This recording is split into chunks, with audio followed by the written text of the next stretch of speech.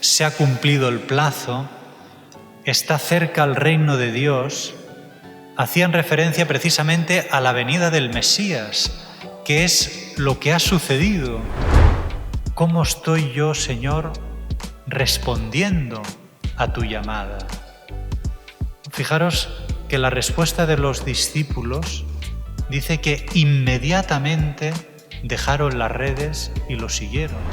Y por lo tanto, en este sentido podemos decir que al ser llamados pescadores de hombres en la Iglesia, somos milicia, pero a la vez también somos familia, porque lo hacemos en el ámbito de la Iglesia, sabiéndonos hijos y hijas de Dios, hermanos en Cristo.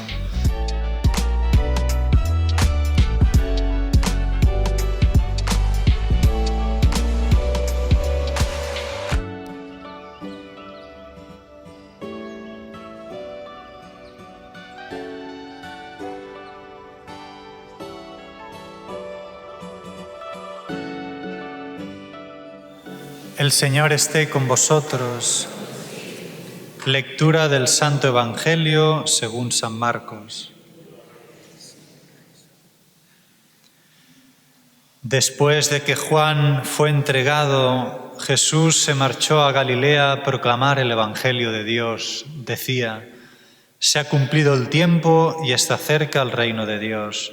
Convertíos y creed en el Evangelio. Pasando junto al mar de Galilea, vio a Simón y a Andrés, el hermano de Simón, echando las redes en el mar, pues eran pescadores. Jesús les dijo: venid en pos de mí, y os haré pescadores de hombres. Inmediatamente dejaron las redes y lo siguieron. Un poco más adelante vio a Santiago, el de Zebedeo, y a su hermano Juan, que estaban en la barca repasando las redes. A continuación los llamó. Dejaron a su padre Zebedeo en la barca con los jornaleros y se marcharon en pos de él. Palabra del Señor. Señor Jesús.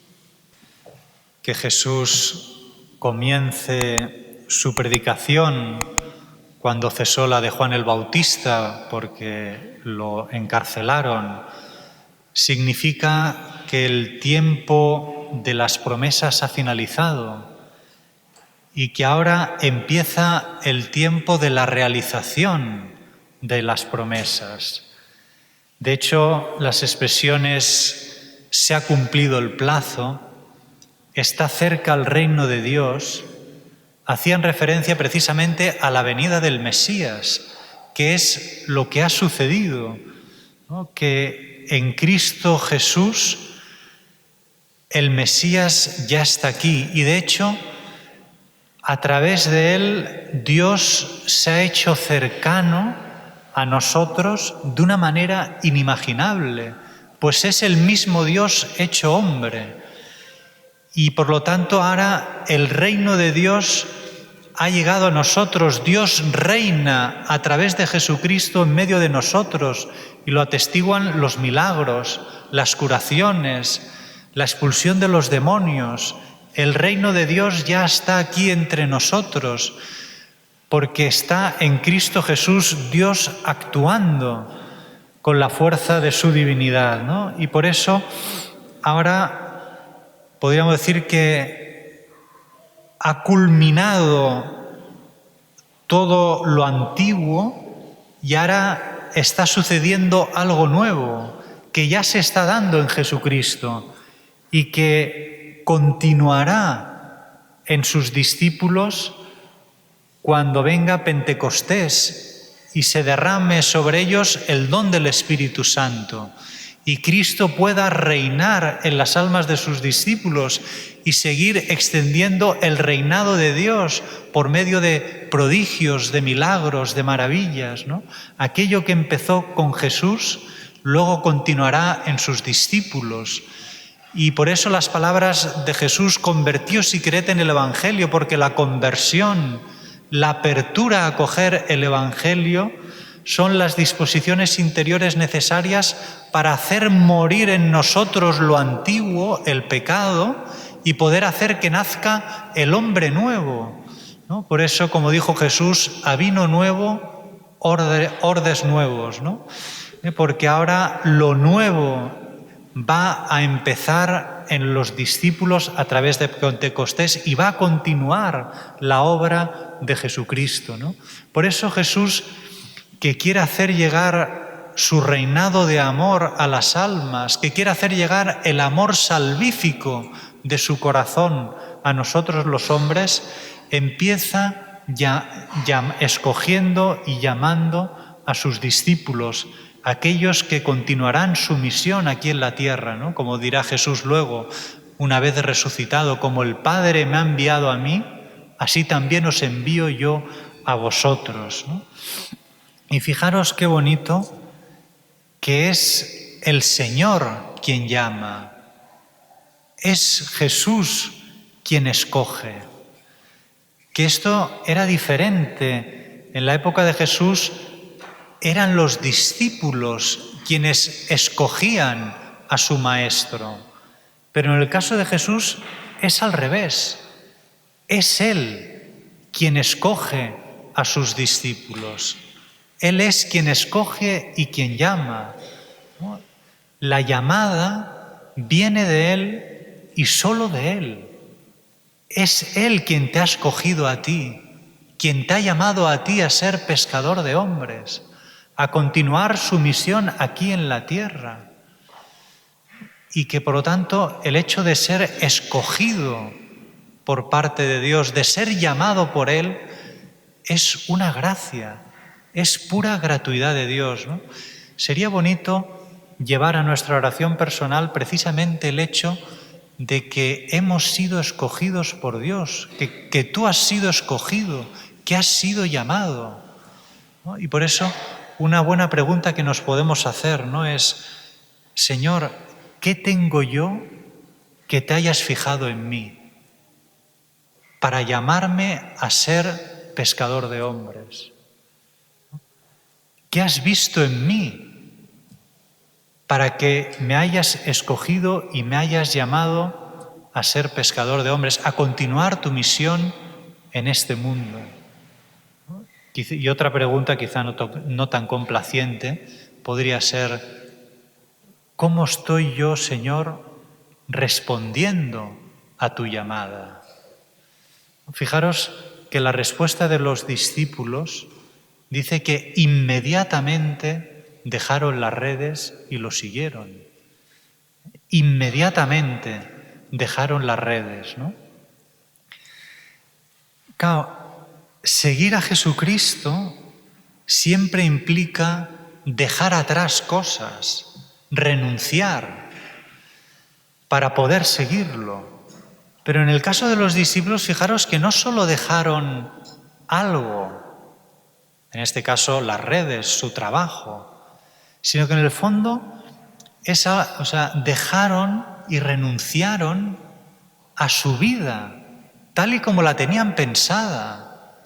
No es que renunciaron solo a un aspecto concreto de su vida, sino que renunciaron a toda su vida tal y como la tenían pensada, tal y como la tenían proyectada.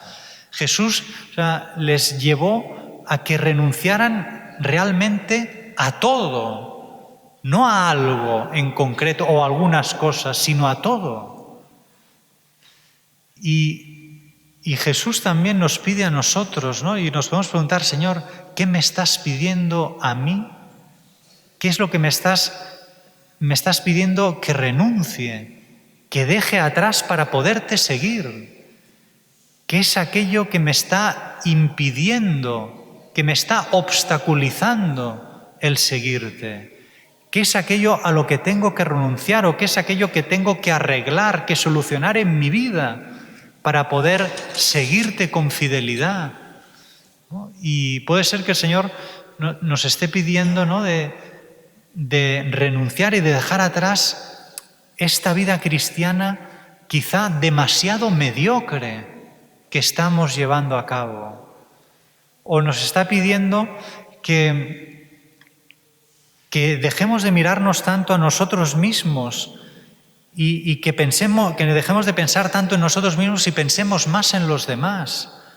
Quizá nos está pidiendo que que uno rompa ya definitivamente con ese pecado de impureza que lo esclaviza y que no le permite avanzar, o le está pidiendo que perdone de corazón de una vez por todas a aquella persona que tanto daño le hizo, y que esa falta de perdón está impidiendo que yo pueda seguir el ritmo de Jesús, ¿no? Cada uno sabrá qué es aquello que el Señor le está pidiendo solucionar o le está pidiendo renunciar para poder seguirle, ir al ritmo de Jesús y ponerse detrás de Él. Por lo que el Señor quiere es que le sigamos. Venid conmigo. Él quiere que vivamos con Él nuestra vida, ¿no? Que compartamos con Él, que le demos entrada en nuestra vida y compartamos con Él toda nuestra vida. De ahí la importancia de escuchar y de meditar la palabra de Dios, especialmente los evangelios, de poder participar en la misa y recibir la comunión, los que puedan, de poder recibir el perdón de Dios por los pecados que cometemos en nuestro día a día, y también de poder tener cada día nuestro tiempo de oración personal, de relación de amor y de amistad con el Señor, hablándole de lo que nos pasa en nuestro día a día, de lo que llevamos en nuestro corazón. Solo así dejaremos que el Señor entre en nuestra vida y realmente empezaremos a vivir ya en este mundo una vida con Dios y en Dios. Porque Él no nos llama a ser simplemente anunciadores de su enseñanza, como aquel que memoriza, ¿no?, un texto y luego, lo vomita al que tiene delante, ¿no? Sino que se trata de establecer un vínculo de amor y de amistad con el Señor, de ser testigos del amor de Dios en nuestro corazón, para que en nuestro corazón queme el amor de Dios que quemaba en el corazón de Jesús, porque la transmisión de la fe no se puede hacer de una forma fría, aséptica, sino que es como aquel que tiene un carbón encendido en la mano y le quema y se lo pasa a otro en la mano para que también le queme. Y por eso el Señor nos pide que vivamos cerca de Él, porque fijaros, ¿qué es lo que le dio la fuerza a los discípulos a dejarlo todo y a vivir con Jesús? Pues fue ese encuentro con Jesús aquella tarde de la que hablaba San Juan en su Evangelio, cuando muchos años más tarde escribió su Evangelio y recordaba su primer encuentro con Jesús, recordaba exactamente incluso la hora, lo vimos el domingo pasado, ese encuentro con Cristo que cambió sus vidas, que incluso muchos años más tarde, cuando Juan relata ese episodio de su primer encuentro con Cristo, que cambió para siempre su vida, se acordaba perfectamente, exactamente de la hora en la que tuvo lugar, precisamente porque aquel día Jesucristo les transmitió ese fuego de amor que quemaba en su corazón, ¿no? Y eso fue ese amor que el Señor les comunicó a ellos, es la fuerza que les llevó a dejarlo todo y a seguirlo. Por eso, cuando se trata de dejar atrás algo, incluso aquello que más queremos, puede ser que el Señor nos esté pidiendo dejar atrás lo que más queremos, pero sabemos que lo que vamos a obtener es mucho más grande que aquello a lo que renunciemos. Y no se trata de hacer un esfuerzo titánico, de que yo por mí mismo, voy a renunciar a eso para poder seguir a Jesús, sino que se trata de dejar que el Señor meta en nuestro corazón su amor, porque será esa la fuerza que nos llevará a renunciar a todo y a seguirlo, a estar con Él, a vivir con Él. Y será ese amor el que nos hará a nosotros capaces de ser pescadores de hombres, ¿no? Ayudar a muchas personas a descubrir el amor de Dios, arrancarlos de la esclavitud del pecado y de la muerte para poderlos llevar a Dios y que descubran el amor de Dios. De hecho, en la mentalidad de los judíos, ¿no?, el mar era visto como símbolo de muerte, ¿no? Porque era esa fuerza que no podían dominar, ¿no? Y era símbolo de muerte, símbolo del mal. Por lo tanto, ser pescadores de hombres significa arrancar a una persona de la región del pecado, de la esclavitud, de un lugar donde se ahoga porque no puede vivir, porque no es su ámbito, y poderlo llevar al lugar donde puede respirar, al lugar de la libertad, de la vida, ¿no? Y esta es nuestra misión de cristianos, ayudar a esas personas que viven dominadas por el mal y por el pecado y arrancarlas de ese lugar y llevarlas al lugar que es el propio, el suyo, que es la vida con Dios, la vida verdadera, ¿no? Un poco al revés de lo que pasa con los peces, ¿no? Y pensaba yo que esa red que nos saca de la esclavitud del pecado y nos lleva a vivir la verdadera libertad de los hijos de Dios, a experimentar el amor de Dios, esas redes son las redes de la Iglesia. El Señor se sirve de su Iglesia para sacar a los hombres de la esclavitud del pecado y llevarlos a vivir la vida con Dios, ¿no? Y por lo tanto, en este sentido podemos decir que al ser llamados pescadores de hombres en la Iglesia, somos milicia, pero a la vez también somos familia, porque lo hacemos en el ámbito de la Iglesia, sabiéndonos hijos y hijas de Dios, hermanos en Cristo. Con esto acabo. Esta semana escuché un testimonio de un taiwanés, en fin, de uno que vive en Taiwán, no diré de un chino porque el tema está candente, un taiwanés que era de cultura budista y se convirtió al catolicismo, ¿no? Más tarde, ¿no? Pero ya cuando era joven tenía conocía una familia que era católica, ¿no? Evidentemente, cuando esta familia católica en Taiwán se enteró, ¿no?, de que les comunicó que se había hecho católico, se alegraron mucho, ¿no? Pero lo que me interesa es la observación que hizo este taiwanés, ¿no?, que decía que antes, con esta familia católica, había una amistad. Dice, pero ahora siento que son familia, que son como si fueran mi familia, ¿no? Qué bonito que es que el don del Espíritu Santo, que nos convierte en hijos de Dios y nos hace formar parte de la familia de los hijos y de las hijas de Dios, que es la Iglesia, llega a tal punto de poder sentir que el otro, ¿no?, es mi hermano, que somos familia. Antes, ¿no?, había una amistad con ellos, ahora siento que son de mi familia, ¿no? Pues qué bonito, ¿no?, que podamos extender, ¿no?, este ambiente de familia que es la Iglesia, la familia de los hijos y de las hijas de Dios, y que toda persona que venga a nuestra parroquia pueda descubrir el amor de Dios en el amor que nos tenemos.